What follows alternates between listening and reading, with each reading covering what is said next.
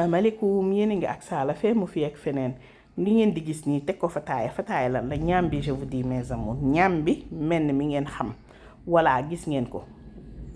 am nañu suñu ñaam bi dañuy jàll ndànk ci recette dañ koy daggate ay tronçons comme ça ñu mën a ñëw xolli ko tranquillement gis nga ko noonu bu ñu ko xollee dañuy dindi bant bi nekk ci digg bi voilà nga xam mooy nekk ci digg moom ngay dindi comme ça après sa pat dafay liis bant yi du la ñëw sonal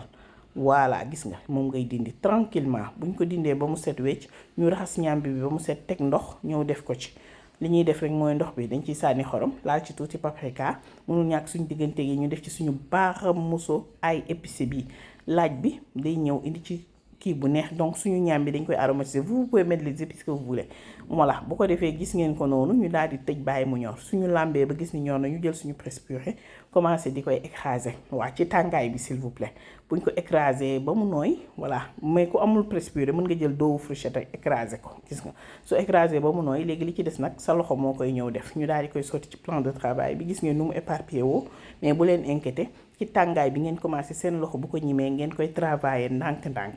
da ngeen di ñëw di koy pétrir mel ni ku nar a pétrir patu fataaya gis nga ñii ngeen koy gisee ci vidéo bi rek noonu laa koy def ndànk-ndànk di ko pétrir ndànk-ndànk jékki-jékki damay jël sama paumu loxo bi voilà di ko ci bës mel ni ku koy fraiser gis nga ko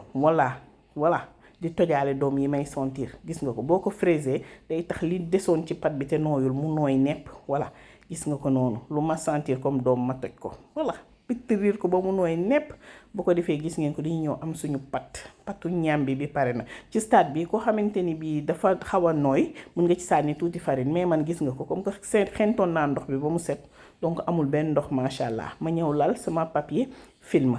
voilà papier film bi moo ñuy aider pour buñ koy dër du coller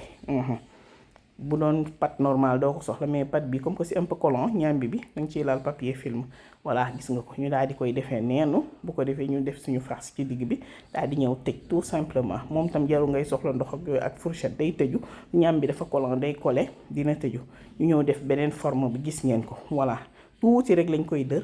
creuser benn pax ci digg bi ci suñu paumu loxo def ci farce ba mu doy ñu commencé nag di ko former bii moom soxlawu sa explication bu bëri xool leen juste vidéo bi di ngeen ko mën a defar léegi am na beneen recette boo xam ak patache lañ koy defaree ci forme bi soo leen ko soxlaa laaj leen ma ko ci commentaire yi ma indi leen ko lu neex ñu ñëw saaf fii nag am na benn sew secret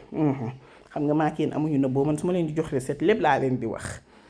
dëwlin bi na tàng jër su dëwlin bi tàngul seen ñàmbi bi dafay tas